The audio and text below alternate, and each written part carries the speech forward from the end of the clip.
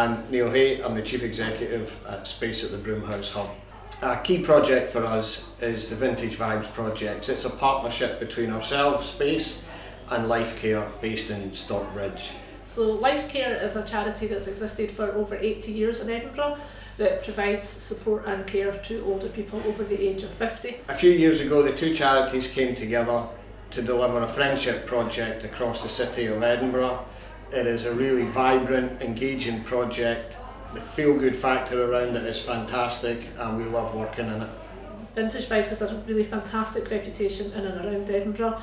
It's a project that really, I suppose, sings vibrancy from its yellow backgrounds and its amazing photographs and imagery right through to what the amazing volunteers do. So on a weekly basis there are hundreds of people who are supported by Vintage Vibes, making a real impact on people's lives, tackling social isolation and loneliness, providing people with companionship, self-confidence and lots of other things that matter so much to individuals. And I think that's what makes Vintage Vibes unique, is that ability to match people and to really harness the interests of the volunteers and of the VIPs and to make that match work so that for individuals it makes such a difference.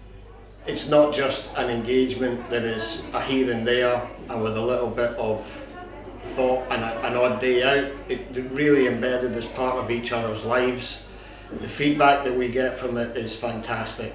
The impact, especially for the older people, but actually for the volunteers as well, is life-changing for them.